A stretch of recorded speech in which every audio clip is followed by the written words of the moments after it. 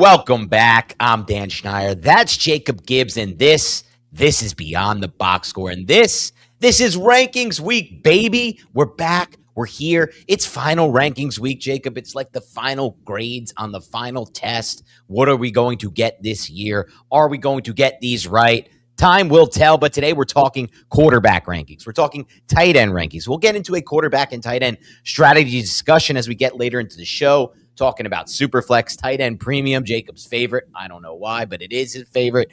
And when are we willing to draft a quarterback and a tight end, just traditional league settings? I know a lot of you are playing in traditional leagues. I'm super excited to get into all of this today. And obviously, we're talking tight ends as well. Don't get it wrong. We love that position. We always will. Our boy Colston Loveland, near and dear to my heart. But Jacob, how are you doing today? Are you ready to talk about quarterbacks and tight ends? Because I don't love anything more than talking about quarterbacks. Really? Yeah. I find talking about quarterbacks sort of boring for fantasy, but we got to do it. Sure. I'm psyched to be. I don't know. We did the running back show yesterday. I thought that was really good. We've got to talk about quarterbacks and tight ends. I do think this is a really worthwhile discussion because I feel like the quarterback market, at least on CBS ADP, but really across the board, is really, really, really inefficient this year. Yeah. I don't understand why we get some of these rushing quarterbacks as late as we do. But yeah, we got a lot to dig into. So I like Superflex leagues. I know, Dan, you play a decent number of Superflex leagues too, right? Not just, do you play redraft Superflex leagues? Any and all of my big money leagues are all Superflex. I refuse to play at this point in anything that's not auction Superflex for big money. Okay. I know, most redraft leagues are single quarterback format, whereas Dynasty leans more into Superflex. But I feel like Superflex is becoming more mainstream for all types of leagues. So I want to cover that at the end for anybody who that's relevant for. And then tight end premium, where you get like an extra half point or full point per catch. I know like FFPC rewards tight ends that way. And so that's relevant. That's another thing that's pretty prevalent in Dynasty purposes. You get the extra scoring for tight ends. So we'll spend a little bit of time with that. But for the most part, this conversation is just going to be geared towards your traditional leagues where you start one quarterback, you start one tight end, no additional scoring boosts or anything. And with both of these positions looking pretty deep this year, then I think you can find a lot of potential value at running back and receiver by simply just waiting at the positions. And that's easier said than done because I think that's becoming more and more mainstream, that approach. So you're getting, some really enticing quarterback options in round 5, in round 6, and then even into like the round 9-10 range. You've been like, okay, I've been waiting my whole draft, and I think this guy could win MVP, and he's still sitting there, But there's a bunch of guys who could win MVP. I think Dak Prescott could win MVP. I think Justin Herbert could win MVP. I think Caleb Williams or Trevor Lawrence could win MVP if we get a surprisingly good year from them and their teams. And those guys are often available into round 8, 9, 10. And so it's really, to me, like I want to just impress as much as possible to people the opportunity cost side of this. So we'll look at where a Dak Prescott and some of these quarterbacks are going in drafts, where people are very excited to take them, and I understand why, but I think that Baker Mayfield could score similarly, and you can get him 6-7 rounds later. And so let's look at the players who are going at running back in this round compared to who's going at running back 6-7 rounds later, or wide receiver. I think that's really important for people to think about. So going to do all of that. Let's go ahead and dig into our tight end rankings. Before we do that, I do want to say one thing on the QB front, just strategy-wise. A couple of years ago, I think this was now 2023, 2024, Chris Towers, who used to work for our site on fantasy football side, now he's fantasy baseball only, did a statistical analysis and breakdown of how the quarterback position changed in fantasy football. And for a 2-year stretch, there was a massive gap between those top scorers at quarterback and the next tier. That has flattened out a little bit over the last 2 seasons, specifically last season. And I think that's going to trend further in that direction as this position gets deeper and deeper. So at this point in time, and that was really the only time I even considered or entertained And I did during that period, Jacob, draft a couple Josh Allens or whatever it may be at the top of the board, specifically in Superflex leagues. And I am happy Superflex is getting more popular. Everyone complains auctions take too long. I understand, whatever. You somehow don't have 4 hours in one day of the year, whatever it is, whatever it may be, or 3 hours. You can get them done in 2.5 hours. But Superflex is more popular. So in those leagues, I'm finding it more and more that you really can wait this position. You talked about the arbitrage plays there, but there's even further arbitrage down the board that we'll get to today, where it's just like, last night, my friend texted me.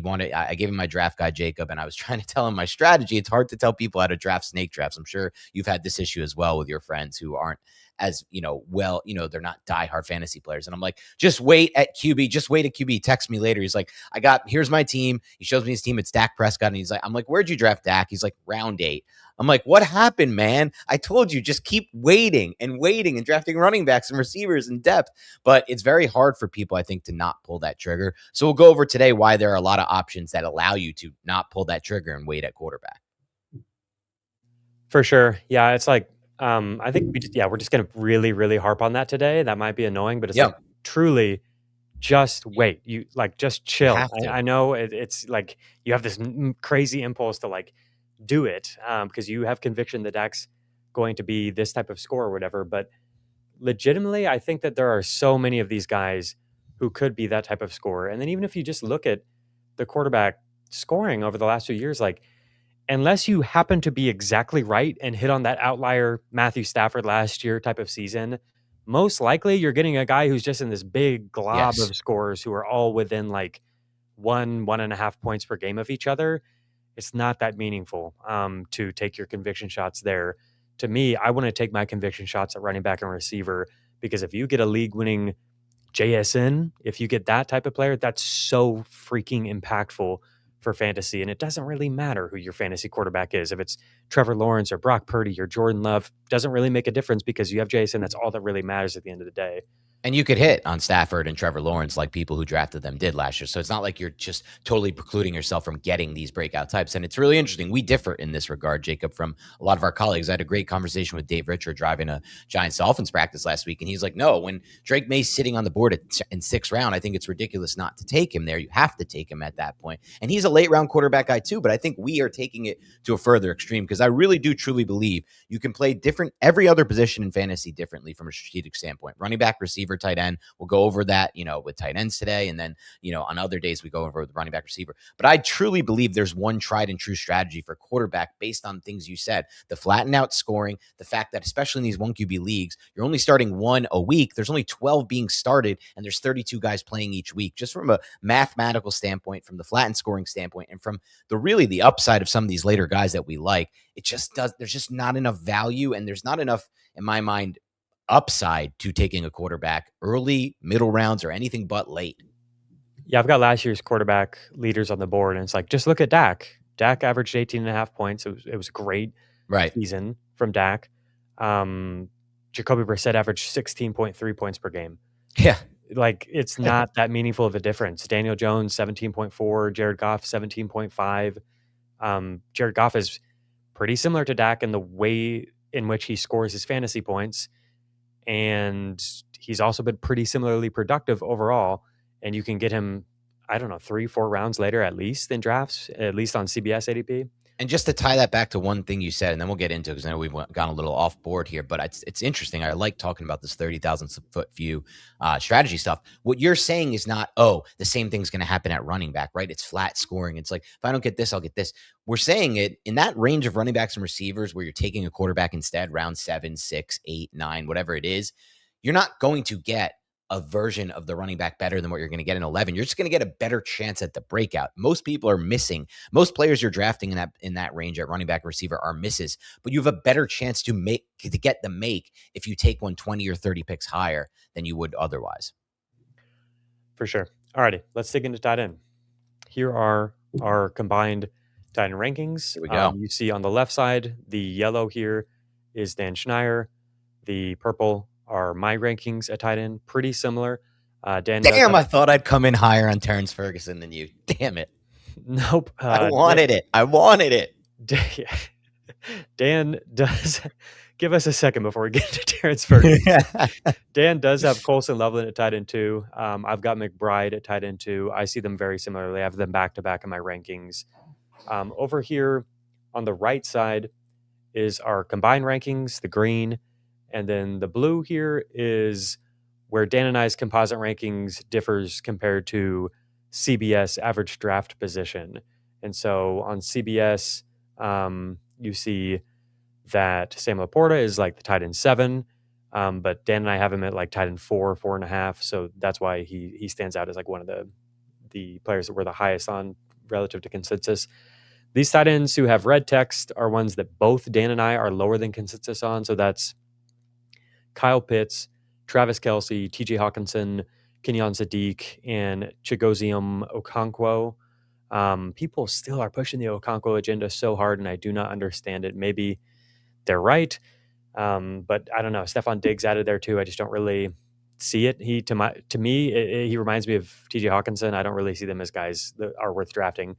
And again, this is like a strategical thing. A tight end is like, you're going to see a lot of players. I think Dan is probably pretty similar to me looking at his rankings. You're going to see a lot of players who are ranked lower for me at tight end than where I actually expect that they will finish in terms of scoring, because I'm not trying to like win Fantasy Pros accuracy contest or something. I'm not trying to like do the best.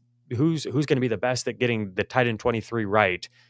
It doesn't really matter if you know who tight end 23 is. To me, I want to swing on guys who have upside. And so we'll talk about some of those today, because realistically, if you're playing in a league with 12 teams and you just start one tight end, anything beyond like tight end 14, 15 is rarely ever even going to be rostered or even thought about. Maybe week to week, the tight end 16 gets picked up because they have a good matchup or whatever. But most of these guys aren't really talked about, aren't really picked up all year, just aren't really relevant. Who might be relevant is somebody like Oronde Gadsden last year that has a month-long stretch of really good productivity because they're really talented and because they play with a good quarterback. I want to know who those players are who might have a chance to be meaningful in the fantasy landscape of 2026 in terms of just starting one tight end.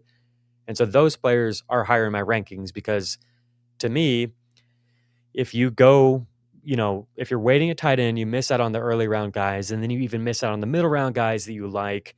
Now, what do? You often, depending on how deep your benches are, you often have to just kind of allocate 2 spots to tight end and try to mix and match. If you have Dallas Goedert and or Nick Gadsden, then you have a better chance of finding one who can be a start-worthy guy for you. And if not, then you can churn it. The guy who's not playing enough and not getting targets, you can just drop and pick up somebody else. So that's how I approach the bottom of the tight end position. Does that track with you, Dan, with your rankings where like AJ Barner, good player, probably a decent offense, probably going to finish as the tight end 17 or something, but I've got him at tight end 28. You've got him at tight end 24 because is there realistically much upside for him to have a big receiving contribution this year where it's like, I've got to get AJ Barner in my lineup every week in a 12-team league? I think you nailed it. And I think, I love how you broke that down because it really underlines beyond the box score to a T. We're not at any point trying to win the Fantasy Pros accuracy contest. That's not how we're designing our strategy, our advice, or our rankings. We're trying to hit on players that can win this position because we are okay dropping the tight end 16, whoever that may be. You mentioned a few guys that might finish in that range. And understanding that there's going to be a Gadsden that pops up in the middle of the season, you can get a 4 or 5 week stretch out of, or something to that regard. We're trying to find those players, and I'm okay even like moving on from players fast at this position, the way I look at it. My struggle when it comes to tight end this year, Jacob, and I find this position actually the trickiest for me to draft of all 4 positions by far. I struggle finding players I like in that late range outside of one player who you obviously could see if you're watching the show on YouTube right now that both Jacob and I are way ahead of consensus on. Outside of one player, I'm not really like, as far as tight end later great goes, they talk about that a lot on FFT main. I don't find much late that I like, really, to be honest. So I'm struggling with that because I don't want to take any of those mid-tier guys. I want to be taking running backs and receivers in that range. Whoever it may be, the Laportas, the Fannons, the Pitts. I like them to some extent where they're going. I just don't want to build out like that. And I'm not at the point yet where I want to go Bowers or Loveland either. And I'm avoiding McBride in pretty much all leagues. So I I'm in a tough spot right now with tight end. I'm kind of at the whim of like my leagues, like knowing or liking the one sleeper I have. That's why I'm curious to get into this discussion today, because I know you have a lot more sleepers that you like at this position. For sure. Yeah, I love the late round tight ends. Bit of a sicko. I put together some leagues where you have to, like our dynasty league we just started for the Beyond the Box Score people. All the proceeds went to St. Jude's. It's 24 teams, and you have to start a tight end, and the tight ends get extra points. So in those leagues, it maybe Right. is important that you know who AJ Barner is and get the right, get that 24 spot right or whatever. And By let the me way, say thank you to everybody. I'm sorry to cut you off, but thank you to everybody who donated to that league and donated to St. Jude to be in that league with us. I cannot wait to get that going. It was really amazing to see how fast you guys joined that league. All the proceeds going to St. Jude really helped our efforts a lot. So thank you so much. yeah, I think that's going to be a lot of fun. But yeah, most leagues, it doesn't really matter as much. Really, all that Sure. matters is getting a few of those like standout tight ends right. And I do have some late round guys who I think might have the upside to matter. So I want to point you to a few episodes where we've talked about some relevant context, I think, surrounding this conversation before you and I get into the individual player profiles today. I think at this point in the offseason, you and I have been talking about this stuff for so long that a lot of it's almost kind of assumed. And sure, some of the sickos have been with us all summer, but some people are just getting here for drafts for the first time, and so they don't know like the baseline research that goes into some of our thinking in terms of how we address and approach the position. The first conversation I think is really good is this 8 players with tight end 1 overall upside. Dan and I did this exercise where we went back to back and we each chose a tight end who we think could finish first overall at the position in points. And so in that episode, we dig into some of the key factors that we're looking for that are meaningful at the tight end position in terms of getting that type of upside. So definitely check that out if you have not. And then the other one I want to show you is this series that we did with Ryan Heath a couple of months ago. It's Draft Better Fantasy Football Teams Predictive Data Deep Dive at Tight End with Ryan Heath. Ryan does really great research over at Fantasy Points Data, and he dug into every position and looked at which stats correlate the strongest to future season production at each position. And so if you want to know what matters for tight ends, I put the stats on the screen earlier, just was like going through target share, route share, first downs per route run, fantasy points per route run, all that stuff, and showing the leaders, then that show is really good for you if you want to think about it a little bit more. All right, let's get into our rankings and the individual profiles. So we'll get to the late round guys in a moment. I want to start at the top here. Sure. The clear standout to me is Sam Laporta. So we're pretty much in line with consensus at the top. Over on the right side of the screen here, you can see where these players are drafted on CBS. So Colson Loveland goes at 45 on CBS. Some formats or some leagues, he goes a little bit earlier than that. Whereas Bowers and McBride are 28 and 29. So back to back there, firmly in round 3, sometimes in round 2. Loveland's more like a round 3-4 pick. So I want to ask you, Dan, if before we get out of the early rounds and into this like Sam Laporta range, is Loveland somebody that you're drafting a lot of this year? Like, is he your most drafted Bears pass catcher? Is he one of your most drafted tight ends? Where have you landed on like the strategical approach to tight end, and where is somewhere that you like clicking on Loveland's name? You feel comfortable with it? And this is where the struggle begins for me, Jacob, because when it comes to Bowers and Loveland, the 2 tight ends I like at the top. And really, if you look at it, the 2 tight ends I'd be most interested in drafting if I don't go late, I struggle to take them over a lot of the running backs and receivers in that range. I'm struggling to get over last year where I built out through Bowers and I got burned. And I know you keep saying like, stop thinking about that, dude. He got injured. He got unlucky.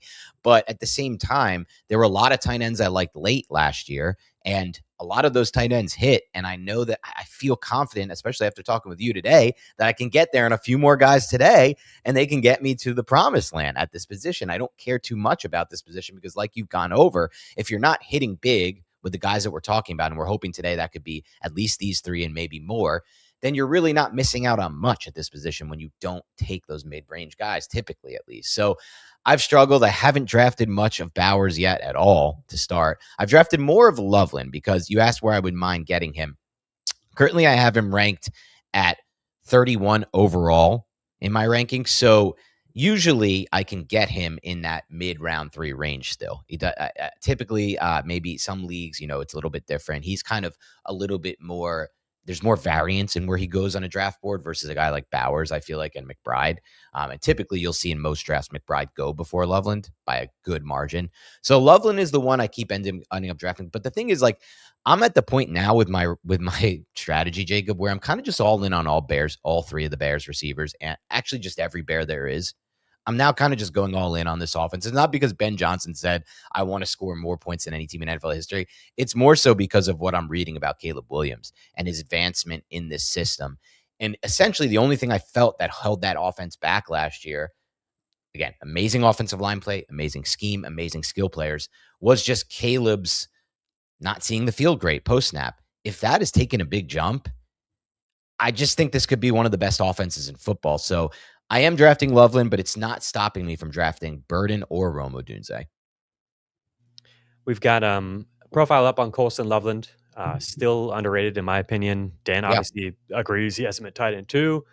We got a profile up on Caleb Williams and what we noticed from his film, areas of improvement, some of his limitations, maybe how it might hold the offense back, but how things could come together for him and this offense. You can check all these up on Beyond the Box Score under our videos tab. I also wanted to point people towards the Trey McBride episode. I did this with Adam Azer, and we looked at all sorts of stuff like historical context on other tight ends who have scored like this, how the rest of their career has gone, how the following season has gone.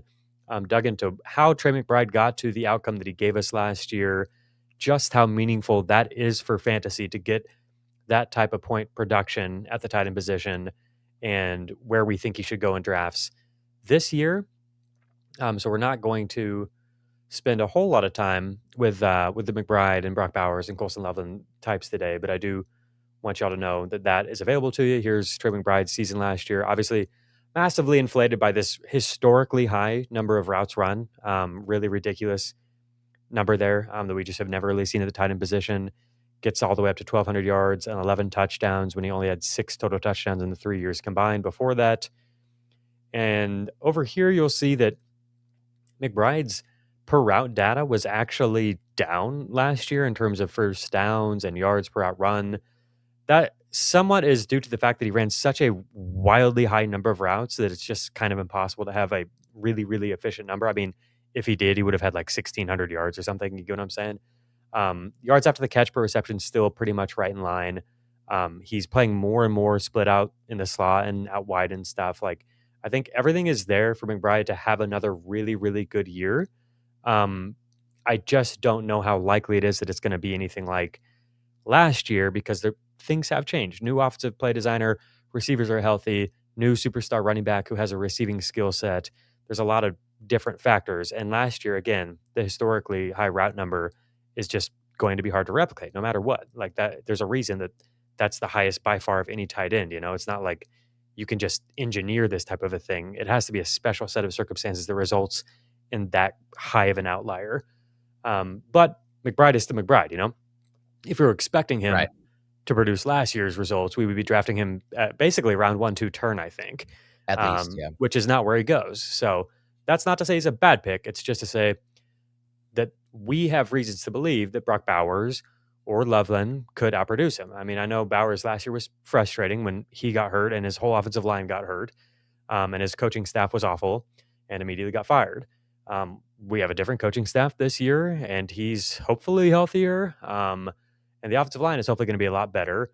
And the other thing with Bowers is, could he outscore McBride?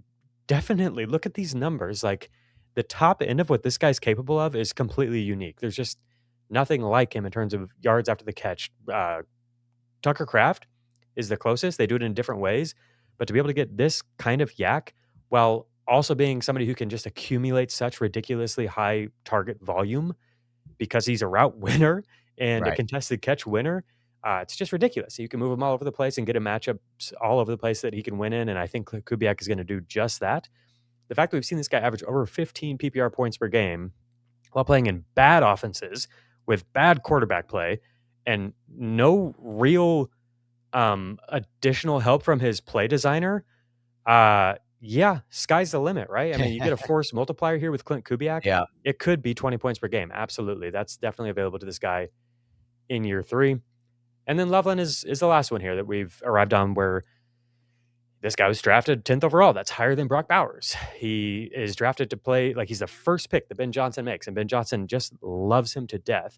And anytime you hear Ben Johnson talk about the offense, it starts with Colson Loveland. Like, he rants and raves about everyone, but he can't help but mention Loveland too. Like, anytime he's like, this guy's doing this really well, so does Loveland. Like, he loves Colson Loveland so much. You see at the end of the year, 10 targets, 13 targets, 15 targets, 10 targets. Partially, that was due to some kind of crazy game scripts back and forth. Lots of passing in those games. He was unguardable.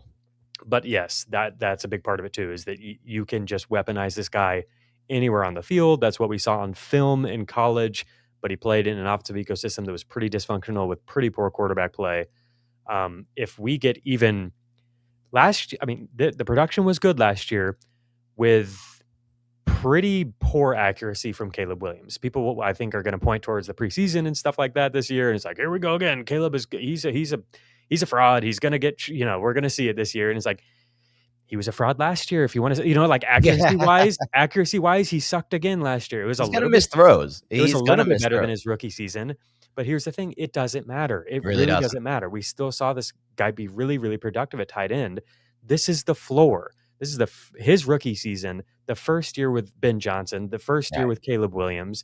All these pieces are new, and now there's continuity with the offensive line, with all the pass catchers, with Ben Johnson. Caleb Williams apparently is picking things up much more quickly and feeling much more comfortable with his reads, getting through his progressions, understanding the offense. I think so much of it's going to be built around this player, and he's special. He is. He can win in the red zone. He can win routes. He can get a really high target share on a team that has no clear wide receiver one.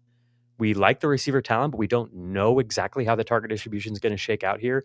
It could end up being Loveland getting 25% of the targets or something, which would just blow the roof off in terms of ceiling if this offense is anywhere near as good as it could be. So all these guys are awesome.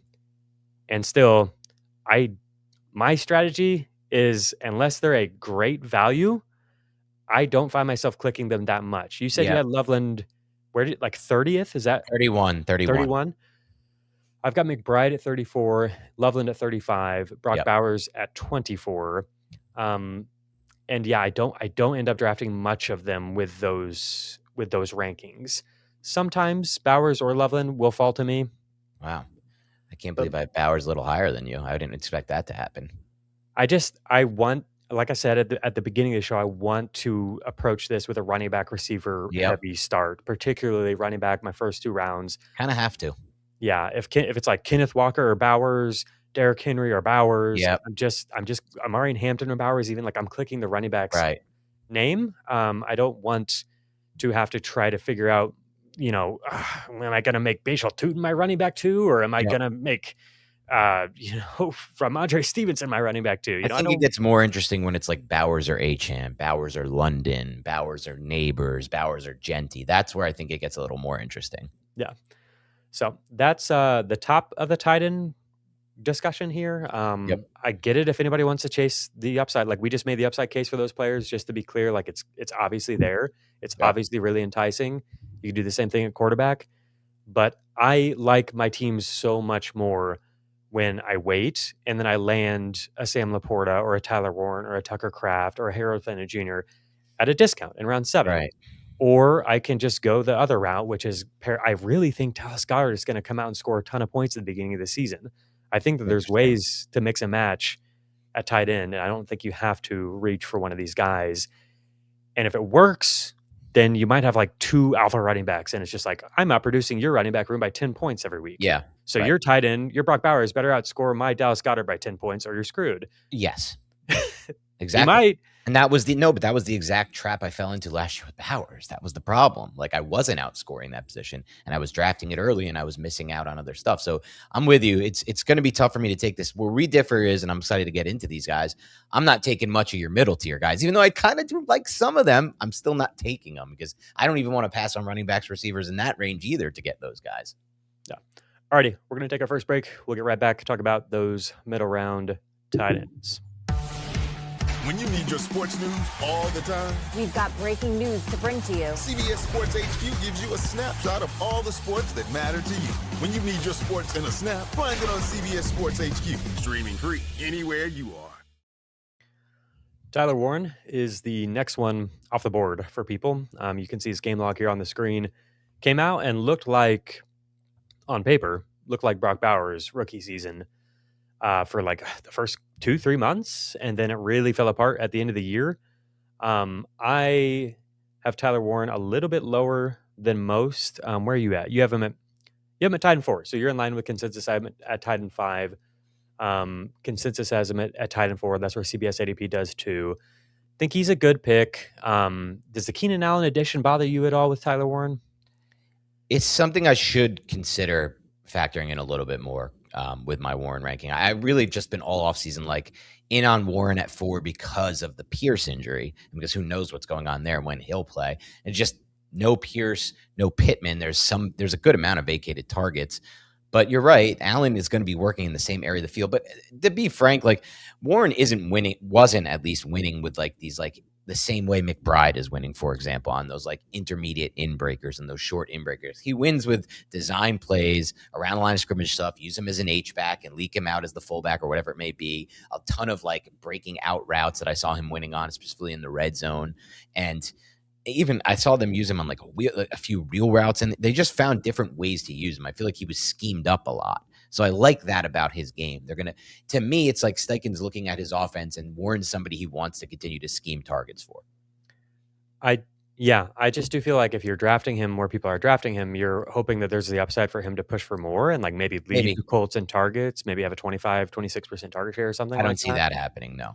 Well, then I don't know why we would be drafting him around Luther Burden and Devontae Adams and Terry McLaurin. Like I said, that's why I'm not. That's why I'm not clicking these guys in the middle. Well, that's what I said. I think people have that idea is that he can lead this team in targets. And to me, Keenan Allen does probably affect him more than anybody else in terms of where I expect Keenan Allen to get targets is like the over the middle stuff. So Warren goes 59th overall in CBS. That's just ahead of Luther Burden, Travion Henderson, Mike Evans, Roma Dunze, ahead of some of the best quarterback options. You see Kyle Pitts not far behind him. 66th is his CBS ADP. Right. Dan and I are both quite a bit lower on Pitts. We both have him at tight end 8. So that's ahead of Harold Fanta Jr. for Dan, behind Harold Fanta Jr. for me. And Dan has George Kittle ahead of Pitts. I have Kittle quite a bit lower. Talk to me about Kittle. I mean, like he obviously was good last year. 14, I think about over 15 points per game in healthy games.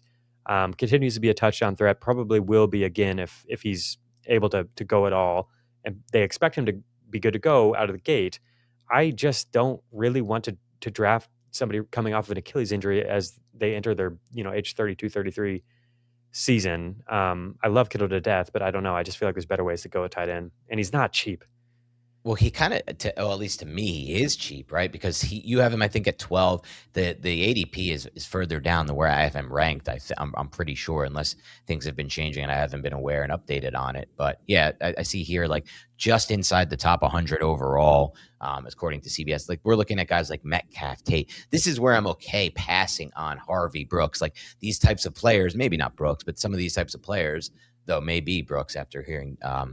Dave Canales talk about that running back group yesterday. It's not, I have to move Brooks down my rankings. It sounds like there's almost no chance he'll run away with that job, which splitting on a Carolina Panthers offense, I got to move him down. But for me, it's just like Kittle, like you said, the touchdown upside is there. He has a great rapport with Brock Purdy and specifically in the red zone. But also it's like all these injuries at receiver for San Francisco. We're now learning like it's very likely, I've heard, that Kirk's going to open the season on PUP. Who knows what's going on with Mike Evans? He can't make it through a practice. DeJon Stribling is great, but he's a rookie, right? And I'm not even so sure that's going to be as great as it looks in the preseason. Deebo Samuel is an older player as well. It just feels a lot like we're getting closer to that 49ers type offense of last year, which is like dump it down to McCaffrey, use McCaffrey in the passing game, and use Kittle a lot. So I actually just really like the setup for him, outside of the injury and the age, which I maybe should be factoring in more than I am. Yeah, so I got him at 12 among my tight ends. If Isaiah Likely ahead of him, Dalton Kincaid we'll spend a little bit of time with later. Yeah. Let's stick with this mid-round group. So Sam Laporta is my favorite. I have him at tight end 4. Dan has him at tight end 5. So that's well above consensus. He goes 78th overall, according to CBS ADP. To me, I would much rather wait around if it's like between him and Kyle Pitts or even Tyler Warren where you can wait like 2 rounds, and you can draft a Christian Watson or whoever you like from this range. Right. And then when it comes to Laporta and Kraft, who go basically in round like 6, 7, it's them versus, Ramondre Stevenson, Parker Washington. If he's available in this range, that's a tougher call between the tight ends and him. I would probably take Parker Washington. But other than that, most players in this range, it's the Jonathan Brooks. It's pretty speculative players. Brian Thomas Jr., Pierce, I think I would just rather. This is a range I'm pretty comfortable taking tight end. Whereas like the opportunity cost of Pitts compared to like Watson, or if you're into Marvin Harrison Jr., Odunze, those guys, I've got a tough time clicking on Pitts or Warren. I mean, I never land Pitts obviously because of my ranking, but even Warren, I just don't really get very often because I'm going a different direction. Definitely check out those, like that tight end 1 overall upside video if you want more context as to why we're so high on Sam Laporta this season. Tucker Kraft is an interesting one. We both have him at 6. That's where CBS is too. I think Kraft could have a massive year.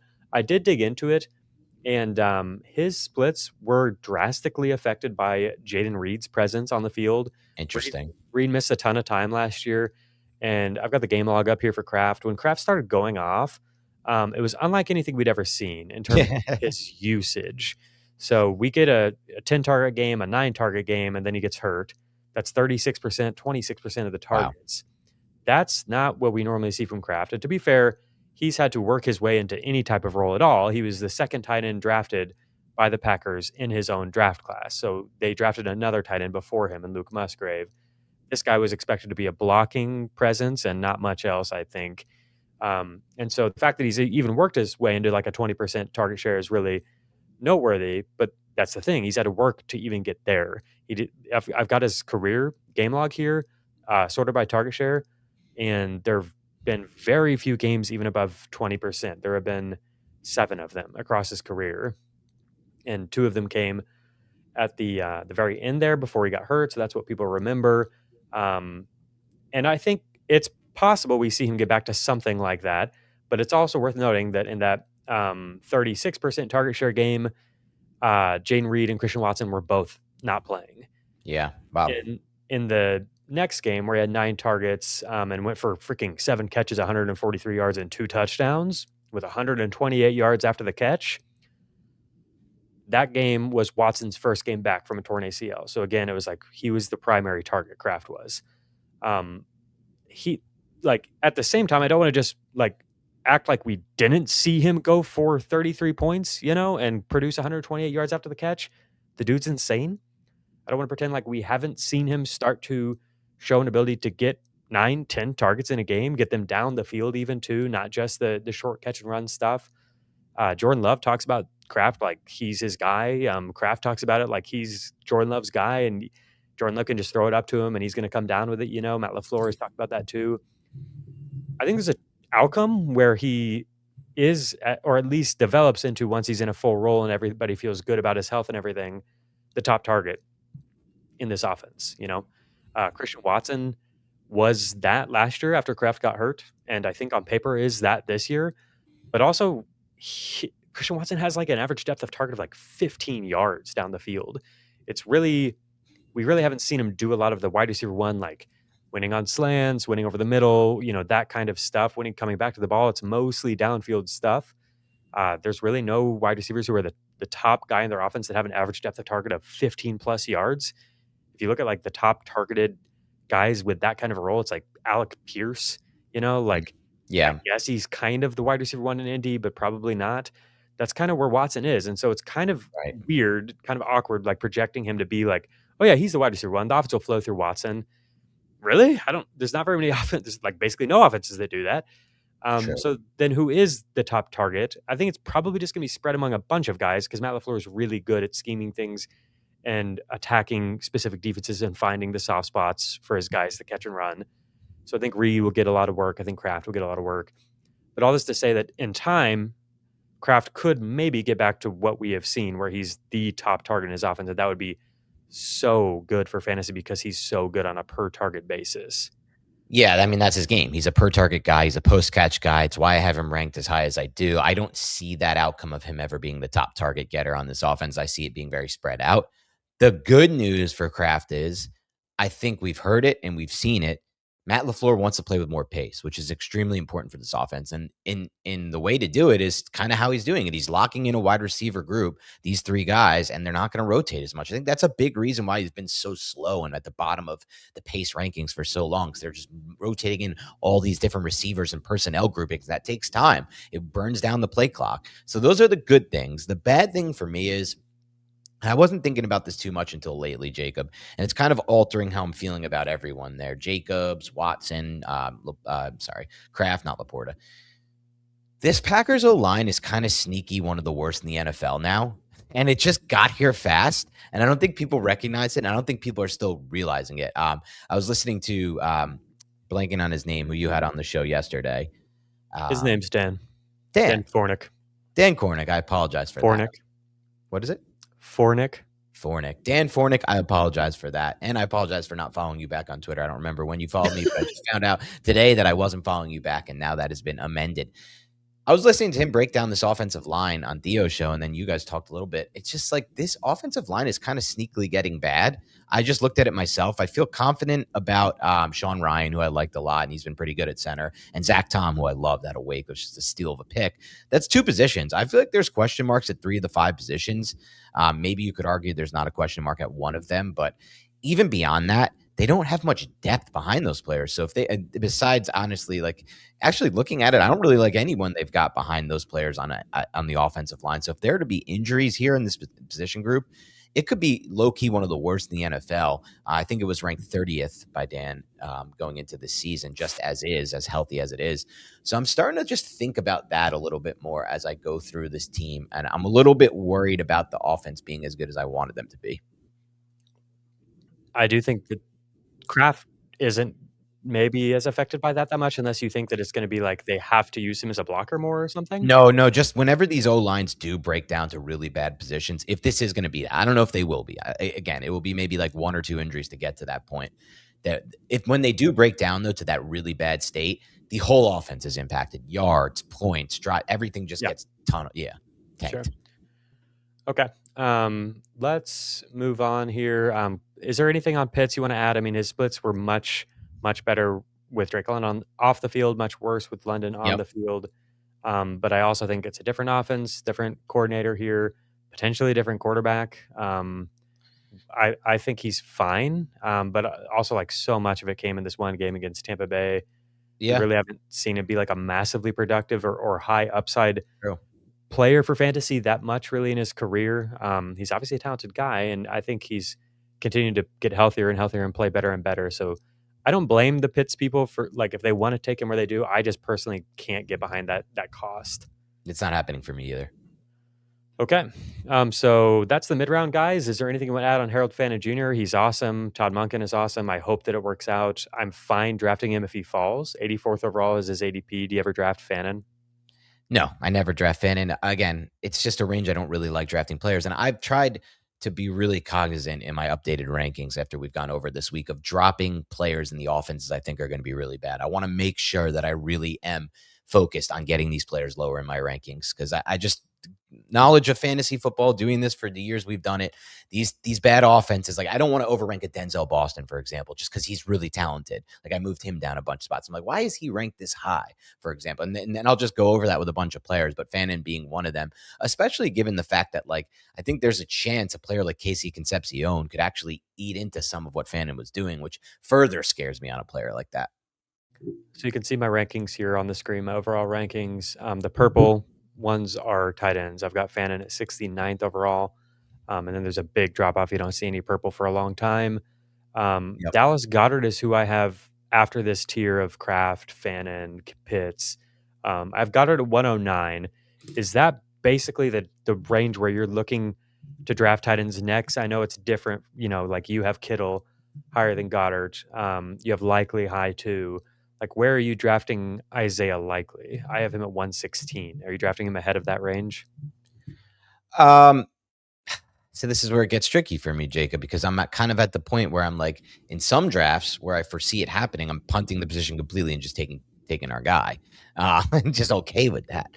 I think for Likely and for players like this that I may have ranked a little bit higher, I'll probably be more open to it in the in the 9th, 10th round range, I guess, and they may not always make it there, which is why I do end up with a lot of like Mark Andrews, Kelsey, to be honest. Goddard even is in that range, and I'm okay taking him. You've made a good case on him throughout this offseason. I just don't see myself really prioritizing this position this year.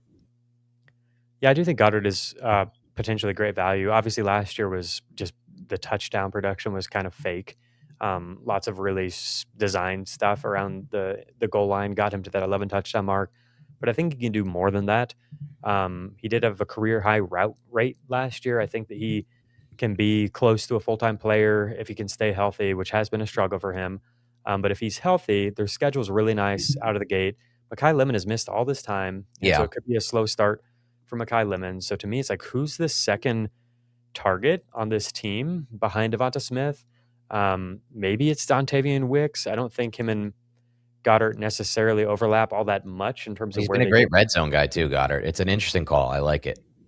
where they get targets. And then if you do look at the splits with AJ Brown off the field, it's pretty crazy for Dallas Goedert. He looks like one of the best tight ends in the league, and I think people forget how talented this guy is, man. He's big, he moves well, he's a very good receiver. His per route production with AJ Brown off the field is basically like 2.5, almost 3 yards per route run over the past few seasons. So Dallas Goedert is who I like if I'm picking from this later range. He actually goes pretty high on CBS. Like on CBS, he goes ahead of Isaiah Likely and George Kittle, just behind Harold Fannin Jr. But in a lot of formats, you can get him later than that. Let me again show the rankings people. The orange here denotes that like Dan is much higher on the player than me. The purple suggests that I'm higher than Dan, and that he's like in line with consensus. So Brenton Strange is one of those players. To me, Jake Ferguson, and Brenton Strange are just like the forgotten guys at tight end.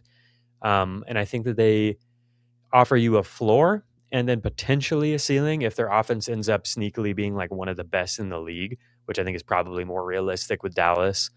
And then another path to a ceiling is, we don't want to predict this, but if there's injuries to their teammates, especially like we saw with Ferguson in Dallas, but I think especially with Strange, his team has a lot of potential wide receivers on it. We don't exactly know where the ball is going to go, but if things tighten up a little bit, where it goes from like 4 guys to like 3 guys, I think we could see Strange end up being a 20% target share player or something like that, which would be a ton for him. And I think he's a really productive player when given opportunities.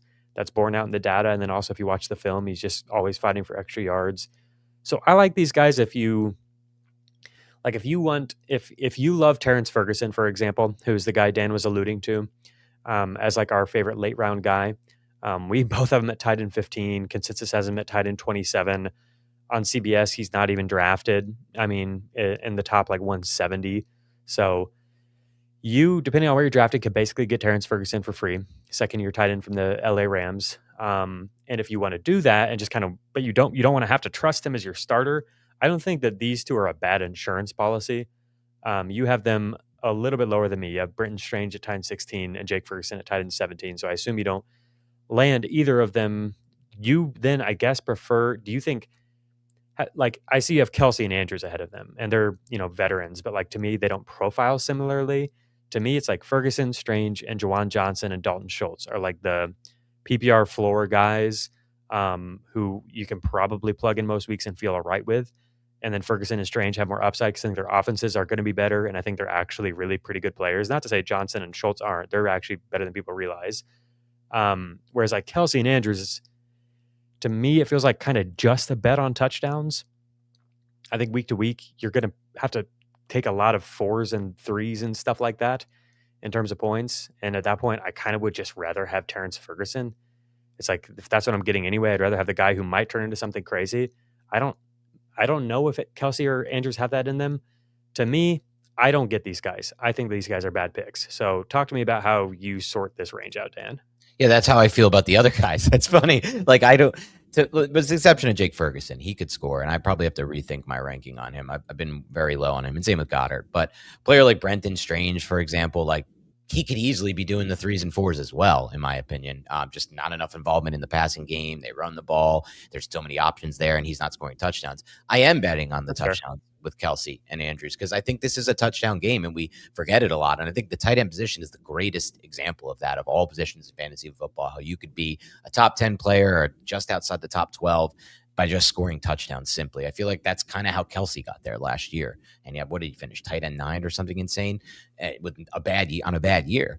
So I just am betting on the touchdowns there. Kelsey and Andrews have been touchdown producers with great quarterback play. I think those 3 and 4 point weeks will come from them. You're right, when they don't score, but I think that's going to be the case for the Stranges and the Fergusons and the Goddards of the world as well. So I'm just betting on the past and the upside of touchdowns. It's kind of how I've always been with my late round tight ends. So I see Ferguson similar to them in terms of their week-to-week production, but I think there is more upside for him because he's better.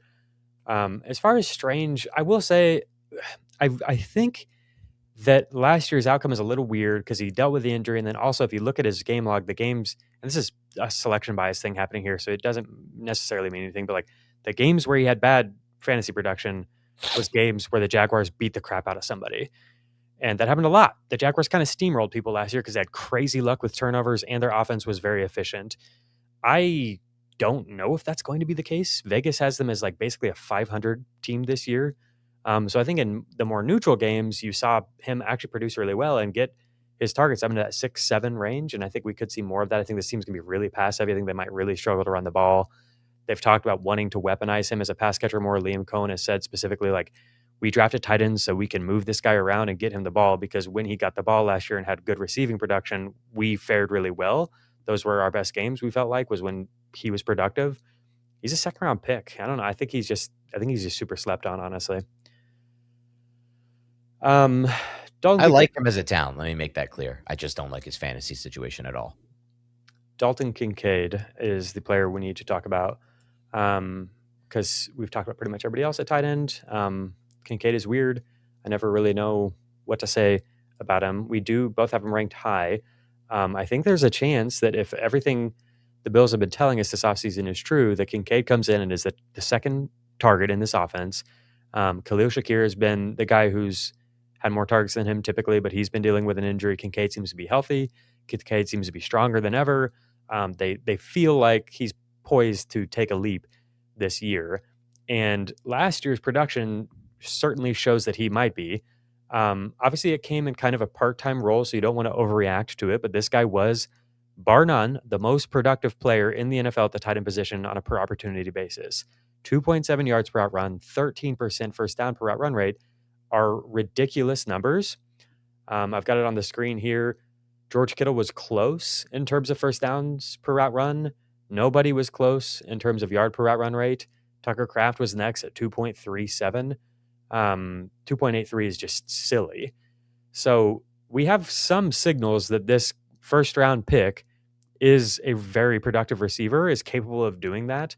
And I think that it's relevant to look at like his year 3 production to his other years, because it's like, sure, he was in the part-time role and that helps maybe boost the efficiency, but he was in the part-time role the other years too and wasn't nearly this productive. I think there's a chance that the Bills go more pass heavy under Joe Brady. I thought that was really interesting from Dan on the Dan Fornick on the offensive line episode that we just did. He said that, maybe McDermott, who's more of like a defensive coach, wants to just kind of, like, people who have defensive backgrounds, like, really don't like turnovers and don't like putting their team in a disadvantageous situation by turning the ball over. And so they lean a little bit more conservative on offense. They lean on the ground game because they know that wears a defense down, and they like to just kind of play that way, a little bit more conservative. And he wanted to maybe going to Joe Brady as the primary decision maker for Buffalo might result in a bit of a different philosophy offensively. Another thing that was interesting to me in that episode was that he felt like offensive lines with continuity, where they've got 4 or 5 of their returning starters. They've got an offensive line that's a unit that's played together. And so all the installs are already in place. The team knows what they're doing. And they've got good offensive line play that they can do more, 5 men blocking and everybody else on routes than other teams that have to use their tight ends and their running backs to help block more. And that might be something that frees up like James Cook to have more route running opportunities this year, and potentially maybe allows Dalton Kincaid to be somebody they're a little bit more comfortable getting on the field as opposed to these big blocking tight ends that have really been out there a lot. So that's stuff I think about with Kincaid, because otherwise it's like, we know who Kincaid is. Sure, he's good, but like, it never matters for fantasy. We never know if we can trust him. People get really, I think, worn out by the Kincaid stuff. And that's why you see him go where he does in drafts. But I'm like wondering if maybe it could be a little bit different in year 4 here. And if he just pushes his route rate up to like 65% or something, at that point, he's not that far behind the rest of the tight ends. And so if he's not that far behind them, and he's got the best quarterback in football, basically, and he himself is a very, very productive player, then I think maybe he could push a lot higher than we've seen and actually outproduce like basically all of these guys. Like at that point, he might produce similarly to a Laporta or a Kraft or a Kyle Pitts. What do you think about that? Are you convinced at all on the Dalton Kincaid sleeper case? To an extent, yeah, but I really lean more toward what you said before. Just not enough route participation. I don't foresee this offense changing enough, even without and all that stuff is interesting with McDermott and being able to put these guys out in more routes. I don't think that's been the issue for Kincaid. He's blocking too much. I think he's just not on the field as often as I want him to be, and I don't think his involvement in the passing scheme is where I hoped it would be when he was drafted. I was so high on him, man. I drafted him so high in Dynasty the first year, the second year I drafted him high in redraft. It's just not the role I think. I don't think the role they use him in is what is best for his skill set, but maybe it is. And maybe he's just been so many knee injuries that he's not the same player that I thought he would be coming out of Utah. So I'm fine with him. We have him both ranked ahead of consensus, but it's not like a target of mine. All right, let's talk about some targets of yours then, because I feel like basically everybody I've asked you about, you said it's not a target of yours. Yep. So who are you targeting in the late rounds? There's almost no targets for me. Like I said, I'm struggling in the position, but I will target Terrance Ferguson. That's my favorite bet by far at tight end. Hate to give it away. There's so few sleepers left in fantasy, Jacob, and this is one of the only ones available or left. It's gone now, but it is what it is. My home league will have to adjust as they will. Last year, they bid me up on Loveland, and I had to let him go for like $5 at the end of the draft. This is my Loveland of this year. I don't think I'll rank him as high as I had Loveland last year. I had Loveland ranked tight end 6. There's a different scenario, but I think the way he wins in fantasy is very similar to how Loveland wins. First of all, I've listened to McVay talk a lot about him this offseason, and he's spoken about it as well. They're using him at every position. He's had some reps at X. He's had some reps at Z. They're not just putting him as this inline tight end. And from a talent standpoint, you could see why. If you watch the tape from last year, he wins like a wide receiver. He wins in a lot of ways like Loveland wins over the seam, on those in breakers, especially those deep over routes. But he's even faster and more explosive than Loveland, though not as good a blocker, obviously, and not the same frame. Loveland offers that. So I think there's a path for me where I could see him being the guy like Loveland was last year. He doesn't hit for you at all early in the season. You may be tempted to drop him, but if you're smart enough to keep him on your bench, we get to those final weeks in the fantasy playoffs, and Devontae Adams is out with another injury at 34 years old, or Puka Nacua already is injured this year, might be injured. One of the two or both of the two. And all of a sudden, Ferguson is like a focal point almost, like Loveland was at the end of last season, in an offense that we know is explosive, we know has amazing quarterback play, and we know has great design. That's the path for me with Terrance Ferguson. I don't see that with many of these other players. I think he's by far and away the most talented player drafted in the range he's being drafted in, and it's not even remotely close. I think he's a lot more talented than a lot of the guys we're drafting above him for good reasons. Those guys have a role right now, and we don't know for sure. But if this guy's learning every position within that offense, I have a feeling at some point he'll find a role if injuries hit that wide receiver core to two guys who are very possibly going to get injured this year, one of the two. And I just kind of like that bet a lot. I like it. In leagues where you have multiple like bench spots that you can kind of play with, it's not like I only have 5 or 6 bench spots.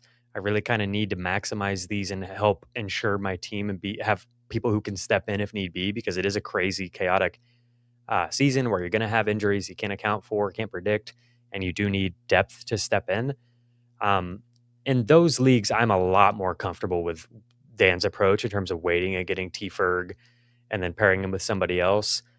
In more shallow traditional leagues, I still like T-Ferg if I can get him at a good late round cost and might add him to a team, but I'm not approaching that as if like I'll get Ferguson and that'll be fine. In those leagues, I am more inclined to go with some of these mid-round guys that we talked about. But in some of these deeper leagues, other names that I would throw out that are interesting are Gunnar Helm. Dan Thank you so much for raising Gunnar Helmany rankings. That makes me Yeah, feel good, yep. man. I had to do it. I watched the tape. So I have a couple other guys I like, and I'll just say yes or no. Gunner's one of them. Eli Raridan's one of them. It's not like I'm totally dead with my sleepers after that, but Gunner for me was a big move because just watching him, he's actually really good at football. You are right.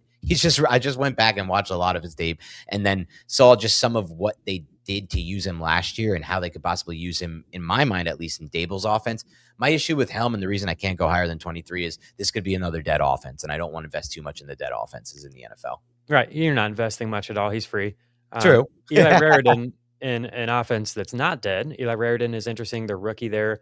Greg Dulcich is a player who Dan That's my has sleeper. Yeah.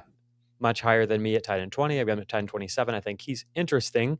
But I do think the fact that we're seeing some of these young receivers getting pretty involved, getting some buzz, maybe to me is like it's not really the run out that we thought Dulcich might have, where it's like all the receivers on this team suck.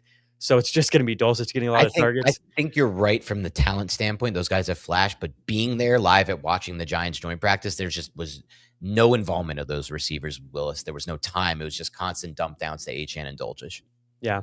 The other thing I think about is Achane and Malik Washington are both like kind of short target guys. Yeah. And so I don't know how high Dulcich can really push his target number. Well, Washington was playing, by the way, in that last preseason game with like the second team offense and that weird quarterback they had. And I forget his name. It was terrible. Really Dan Miller.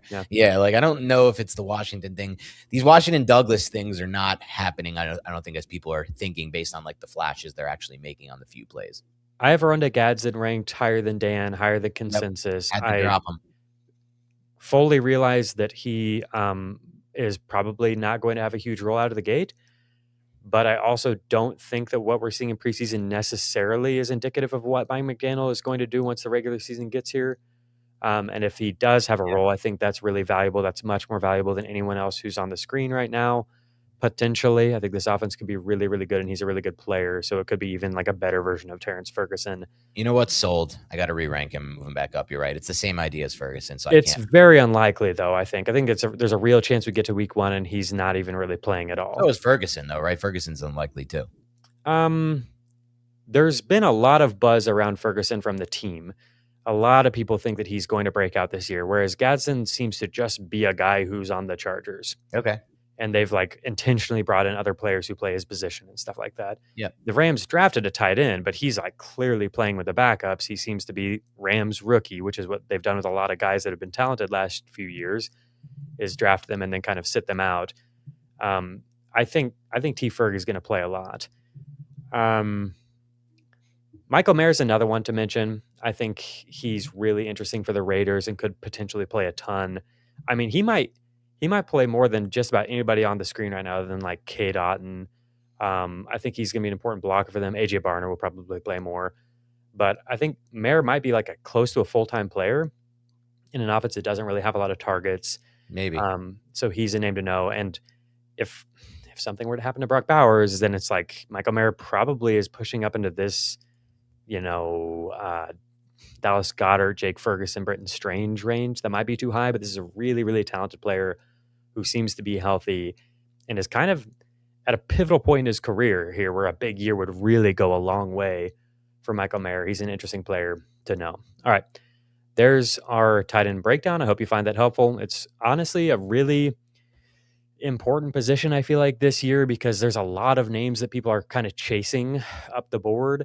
And so getting that right or wrong could be huge in terms of how things play out, how you're able to, produce at that position compared to other teams, but also then how you're able to supplement like upside at your running back and receiver spots in case you do have to navigate any injuries or whatever. I think being able to pile up those running back and receivers is really, really valuable. So I think the way that you approach tight end, being mindful about your strategy is really, really important, and knowing the different pockets of the draft, who you like and how they all interact with each other in terms of like, if you're going to go the T-Ferg route, have some ideas of who you might pair him with. I think Juwan Johnson, Dalton Schultz, those guys for Dan, it's more like Andrews and Kelsey. They're a little bit more expensive than Johnson and Schultz, though. I think some of those guys are good pairing partners with a T-Ferg, but I do prefer to go in that mid-round range, honestly. If everything works out and I can get Sam Laporte at a really good discount, I really like that. One note final on that. it seems like in theory they're more expensive than those guys, but the reality is once 12 tight ends are drafted and everybody has their starters, they're all kind of the same price at that point. Kelsey, Andrews, the guys you mentioned, it's a round or two difference maybe in those Kelsey late goes rounds. 103rd on CBS. Dalton Schultz goes Sure. 155th. But in that range, it's like the 104th receiver or running back versus the 155th receiver and running back. Those are kind of just gambles at that point anyway, to me. So I don't really like that's just the way I look at it. And in auction, Jordan Mason, Blake Corum, Kyle Monangai, those guys are going like 105th. yeah, okay. Maybe I'm just too auction pilled because in the auctions, like these guys are going for $2-3 versus 1 or 2. So it's like the difference between those guys and like Yeah. Marshawn Lloyd and Okay. people like that. Yeah, in snake leagues, I'm fully on board with you, and I won't be taking those guys. If guys like the players you mentioned are still on the board, I'm never going to take a Kelsey or Andrews. I guess it's more auction advice though for that. Once you get past the 12, same thing for quarterbacks. There's just not much a difference in actual auction price, but just for snake, good point to make. Like you're passing on actual talent. All right, we're going to take our second break. When we get back, we'll dig into quarterbacks, and then we'll get out of here. See you Sunday, Jim. Whoa! Delivery. Thanks, Kurt. You like that? See you Sunday, Jim. Sunday. See you Sunday. See you Sunday.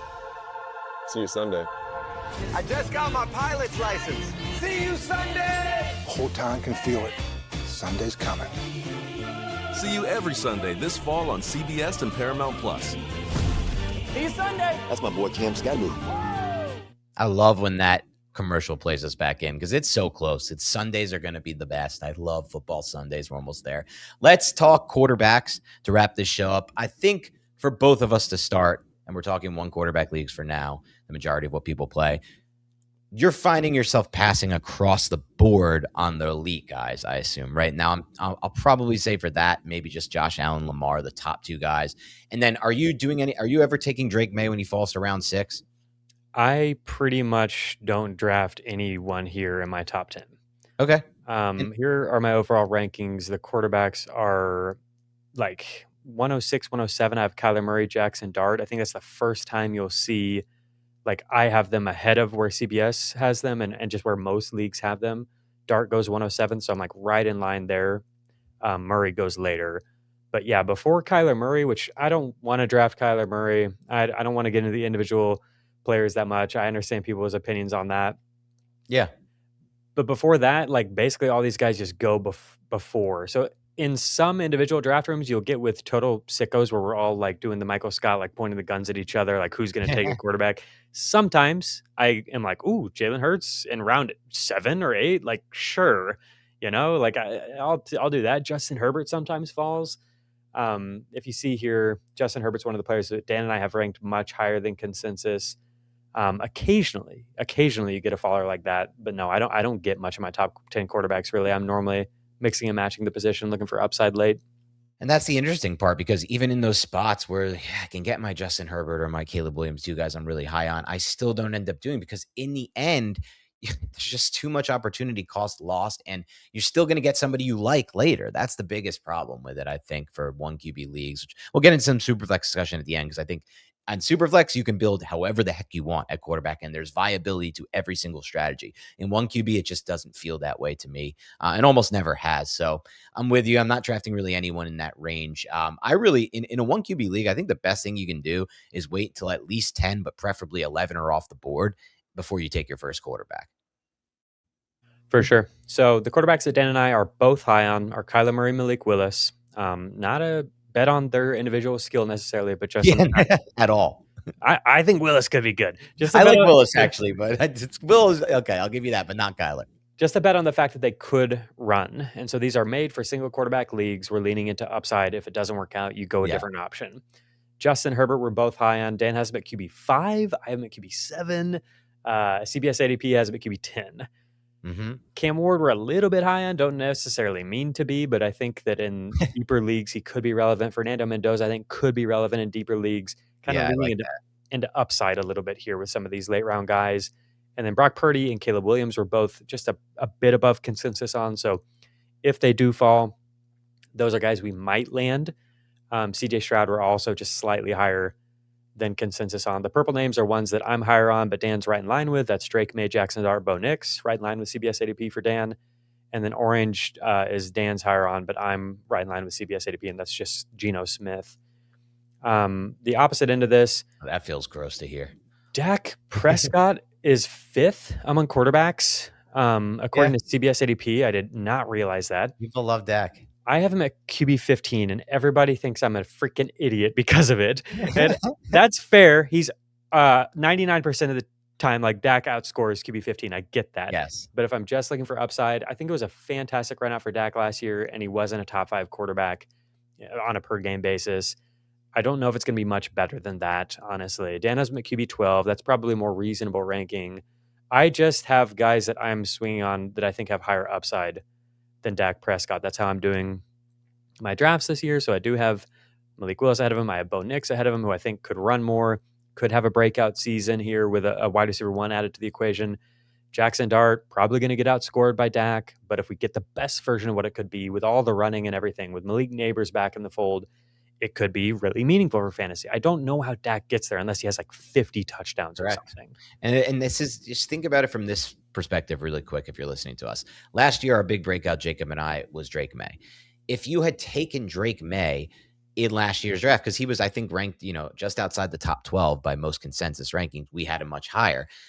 You were passing on guys like Dak Prescott to take Drake May last year because you were swinging for the fences. That's what we're doing here at quarterback in one quarterback league, because we understand that if we don't hit on that quarterback and we don't get the next Drake May, and for Jacob, that might be Willis, and for me, that might be Murray, whatever it may be, we're fine because we're going to get a quarterback as well. It's, again, only 12 start every week. Most teams don't even roster all the quarterbacks. Some teams don't even have a backup quarterback. If you're drafting Lamar or whatever those top guys are, Allen, you're probably not drafting a backup.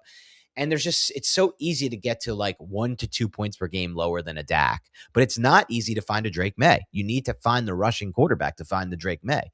So I think that's really, just think about it from that strategy perspective.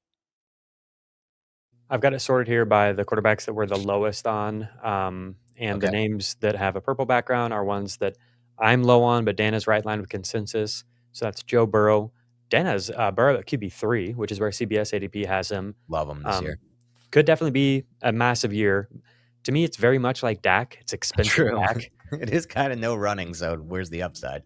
Patrick Mahomes, Jared Goff, Aaron Rodgers, Jacoby Brissett are the other names where I'm a little bit lower than consensus, and Dan's right at consensus. I did not expect to be low on Goff. CBS ADP is very high on Goff. Yeah. He's going 109th overall, which I can't do it there, but I do like Goff if you get him later, which you do in some formats. Some leagues, he's like QB 18, 19, and I think that's just a steal. And I know my rankings don't necessarily reflect that. In a Superflex format, we're going to talk about that in a moment. I actually have Goff up at like QB 14. Okay. Move some of these like boom bust, like high risk guys, like just drop them if they don't work out. That's not the same. And when you have to start 2 quarterbacks, you don't want that kind of crap. So in those formats, I move him ahead of Malik Willis and Jackson Dart and Kyler Murray for sure. I think I'd probably even draft him ahead of Bo Nix in those formats. So there are our quarterback rankings. I'll go ahead and again sort it by our composite ranking. Is there anything else you want to address here at QB before we get to the Superflex discussion? I think all the fun is in the Superflex discussion. I am surprised to see just a few things to address. I thought you'd be higher on Chuck. I know I'm low on Chuck. I ended up not being as low as I thought on Chuck versus consensus. Yeah, we're right in line. Yeah, we're right in line there. So that was just interesting to me. A lot of people have him as a sleeper, as a breakout. I'm less in line with thinking that could happen. I want to get higher. The last thing I'll say is I want to get higher on Mendoza, because my thought is he's going to be playing a lot sooner than people expect. And I do somewhat like his skill set and some of the flashes he's shown so far in preseason. I just keep coming back to this idea that, like, don't do it again. Don't get too high on this Raiders. They're not going to score a lot of points. And I did it to myself last year. You're really snake bitten by the Raiders, man. It's all these teams that I think aren't going to score a lot. I just, that's fair. We get to the point in week 4 where we're like, why are we invested in these bad teams? That was close. It was very close. So the only other individual here I wanted to mention was Patrick Mahomes. You've got at QB 13. He goes 99th overall on CBS. Yeah. And my guess is at that price, you're not taking him. No, but I got to drop him in my rankings. I'm too high on Mahomes. I realize that.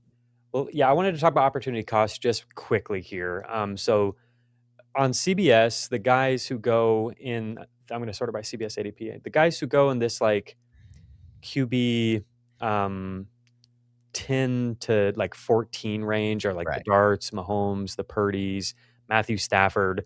It's similar to Dak, I think, as Stafford in terms of why we have him a little bit lower. I think that their defense could be so good that they might just bully people and we might get a True. much different outcome than last year where they are more run heavy and we don't get this crazy touchdown number from Stafford necessarily if he's not chasing MVP.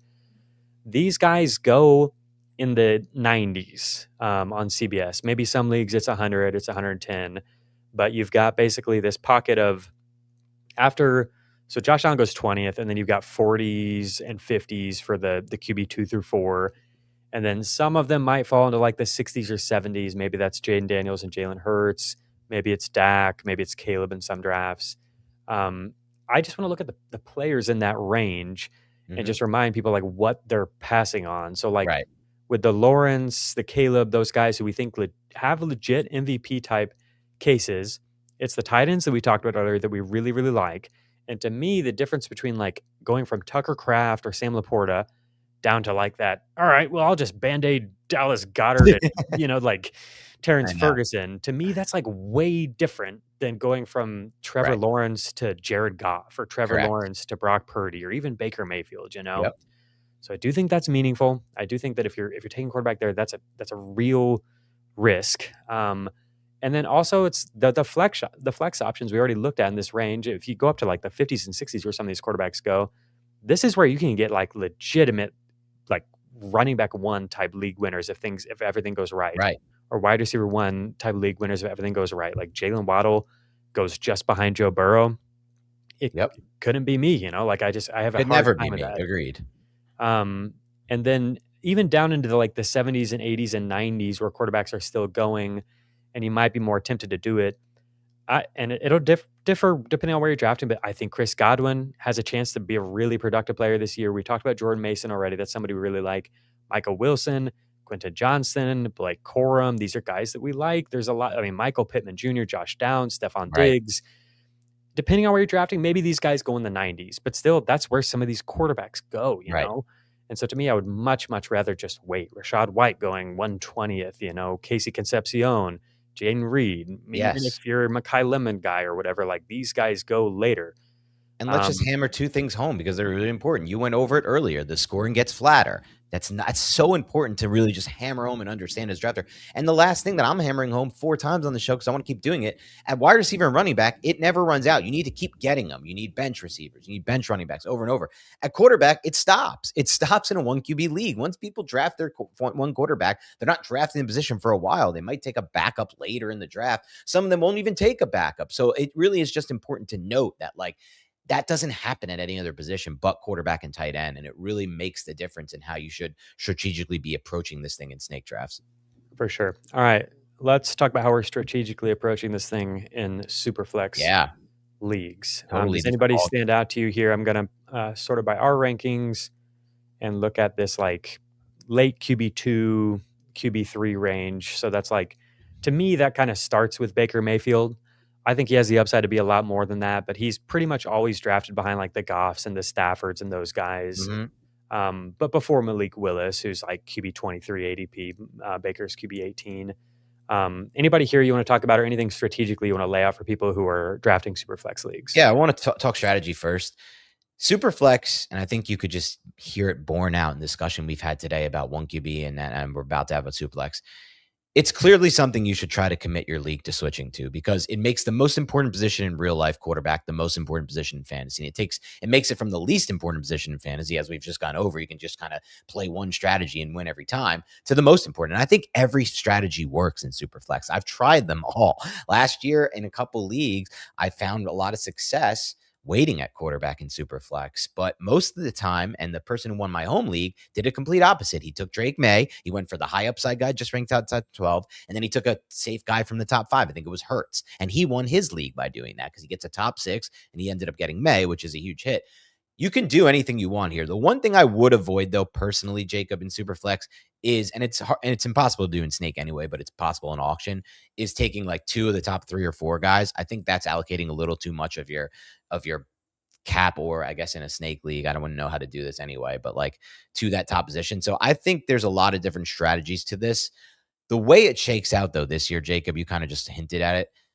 I feel like it's a good idea to take at least one of your quarterbacks from the range you're discussing, this middle range, instead of going like 6 and 12 or 4 and 12, so that would mean, you could take one in round 1 of your Superflex draft or round 2 of your Superflex draft, but you're not going quarterback to start the year. I think it's very important to avoid that in this year's Superflex with the way it shakes out. And as far as that range goes, it's hard for me to differentiate because I can make cases for all of them. I think Baker stands out to me for sure, though. You mentioned him. Goff is kind of like an easy win player. Nix, I think, has a lot of upside as you've gone over. And if you get deeper, Jacob, I think actually the guys I like the most are Jones and Cam Ward, even though Ward has been so bad this preseason. Yeah, for sure. For me, it's those guys moving up the board. Ward would scare me a little bit because I don't think he'll ever get benched this year or anything, but I just don't know if it'll be much better than last year. It's been ugly, yeah. And that would be brutal if you have to like roster him for Superflex and try to start him or whatever, and he's getting 10 points. Good point on Ward. And also just one note on that real quick. I think his line was ranked either 31 or 32 by Dan.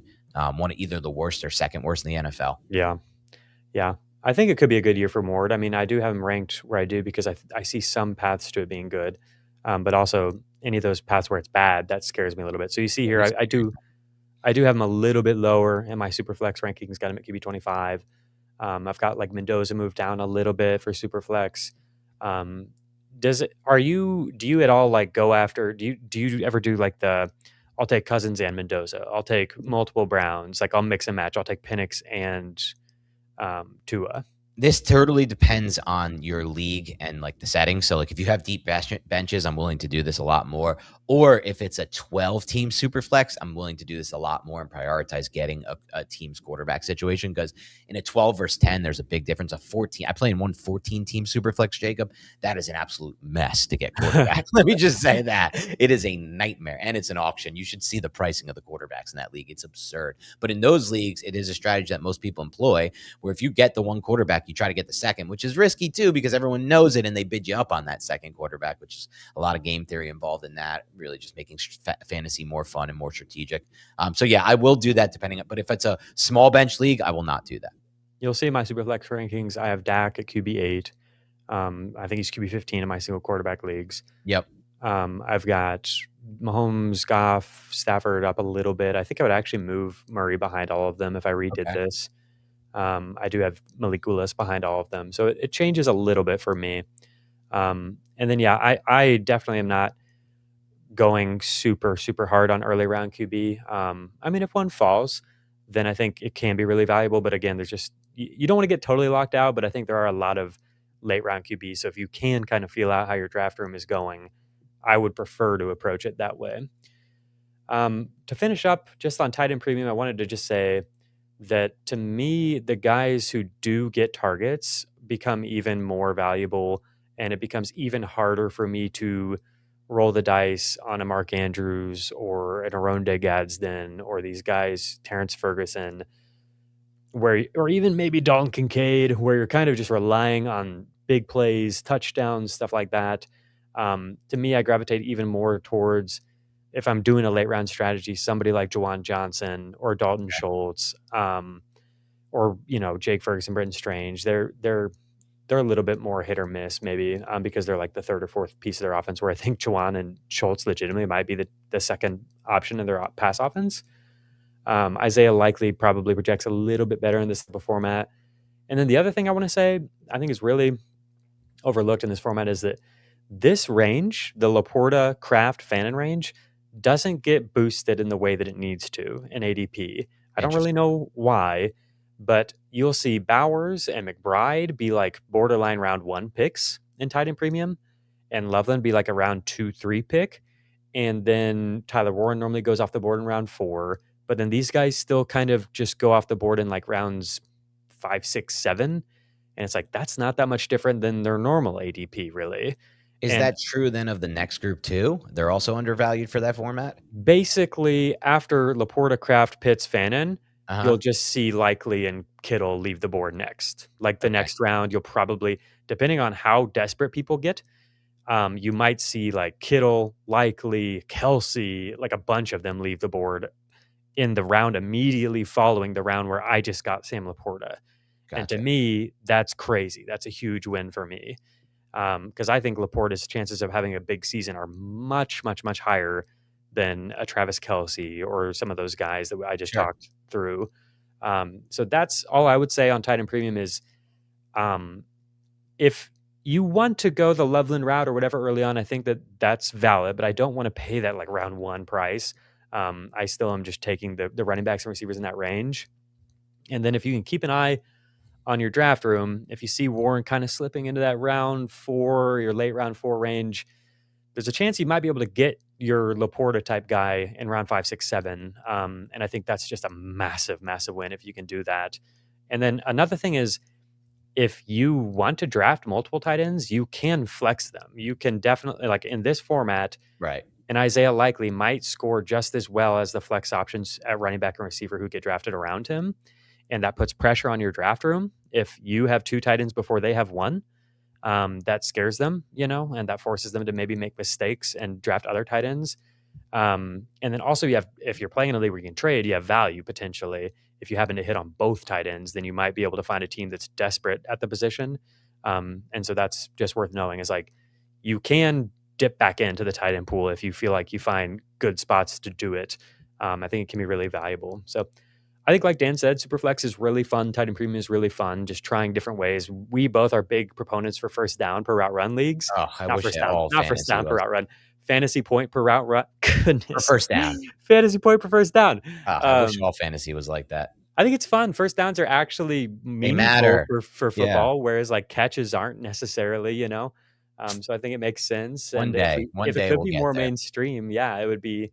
I think the problem is what keeps it from it is that it's not really as easy to have tracked. Like receptions are tracked in every single box score. Sure. Whereas a lot of data providers don't necessarily have first downs. And so it's a little bit harder for people to keep up with. Even sometimes like some of the, like I think Sleeper in the past, like it hasn't displayed how many first downs my player had. So I can't really I have to just kind of guess as to what the scoring is going to look like and stuff. Yeah. And that's kind of, But I think if we can get there, it's a really fun way to play. So anytime you have any ideas, I think try it out, try it out, see what your league mates say. Run it by us. Maybe we love to hear different ideas. We've got the sickos here, so might as well resource that, right? Like talk to us about what kind of weird stuff you're doing. Yeah, and I'll end the show by asking this to the audience. Jacob and I, during a break, had discussion. How many of the people that listen to this podcast do we think actually play auction leagues? And I think he even asked us how many people, and he estimated 20%, which is probably high. I think our Beyond the Box Score sickos are higher though, Jacob. I think we're going to be, and let us know in the comments, do you play in any auction leagues or have you played it? Or I'm going to say, do you? Because typically the people who do play auction don't go back. It's one of those things. It's just so much better. But I'm curious to hear if I'm just like totally off on this and nobody is playing auction, and I just think they are. Definitely some of them, because we've had a lot of people asking. They want us to do auction content. And we will next week. Dan talks about auctions all the time. So they're like, when are we getting like an auction mock draft or something? So yeah, definitely some of them are playing in it. I do wonder. I think the actual percentage is probably like 10, 15% or something like that, but I could be wrong. I'm surprised. Like you don't play an auction, right, Jacob? I do some, but it's just, it is, like you said, it's just kind of hard to get everybody on board. Yeah. Especially like if you've ever done a slow auction, which I actually like. What's that? It's just like a slow draft, but you don't, you're not like all there doing it live. Interesting. It's excruciating dealing with people complaining. Oh my God. It's so crazy, but people just have this instant validation need. And it's like, brother, we're doing the draft in May or June or whatever. You know what I mean? Like football's not for 100 days. Like there's no rush at all, but people just can't stand it. Like to sit there and like not have their validation spoon fed to them right now.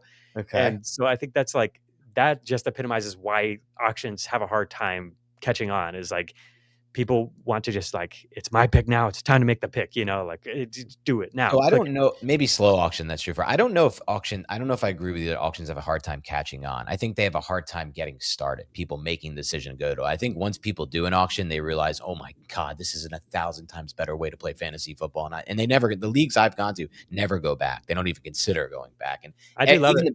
Yeah. You get whoever you want. Not just you get whoever you want, you have to have an assessment of value to every player. You don't need that in Snake. It shows how dumb Snake really is to some extent. In auction, you need to have an assessment on every player. You need to be locked in on every bid. And there's also just like bidding wars that happen that don't happen in Snakes, where people get overvalued because people waiting on tiers and then, oh no, it's the last guy in a tier. Bang, bidding war. There's like live adjustments you need to make in auction. You can over budget. You can end up with money at the end. There's just so many more factors of strategy involved in it than a Snake, unfortunately, in my mind. But Snake is the most popular, so I'll keep playing them when I have to, but never going to do a big money league Snake. I would never do that. That's crazy. I like Snake drafts because they force you to like solidify your opinion. Like, I'm going with this guy, I'm going with my conviction call. You're saying like over if you want to take someone over consensus? You just got to take a player. You got to choose that a player. in auction too. Yeah, you could kind of. Yeah, I just like, so Snake, if I'm on an end of a Snake, we don't need to go too much further on this, but if I'm on the end of a Snake, Jacob, and I have the 12th pick, I have to then either reach on a player because I know he's not making it 24 picks, or just like take the best player available or whatever. When in an auction, I can get the player I want that I would have to reach for at a good price because he's not being valued right, and I can build my team out a better way, right? You get what I'm saying there, kind of? I do. Yeah, I do get what you're saying. Yeah. I'm just saying I do kind of like let's just the reaching pick, let's put your money where your mouth is. You believe in the guy, you're not going to get him. Are you going to take him? Yeah. Yeah. I guess I can kind of see that to a very, very, very small extent. But anyway, this is Beyond the Box Score. We're ranking quarterbacks for tight ends. Sorry. We're talking strategy, where we're taking these in 1 tight end, 1 QB leagues. And we talked a little super flex and 2 tight ends. I hope you enjoyed this show today. Please subscribe to the channel. It's growing. It's not where I want it to be yet. 10K is the goal. But you know what? It's popping off because some of these videos are getting a lot of views despite the low subscriber count. So subscribe, help us grow. We're at 6.2K subscribers. We really need to get that up. 180 videos. We're pumping out content. Hit the like button if you haven't already. You just got to hit it. Every time you listen, hit it. And then finally, leave comments constantly, both throughout the live shows and after the videos. That's how you help us grow. That's all we'll ever ask on this channel, quite literally. So please help us grow. Have a great rest of your week. We'll talk to you tomorrow.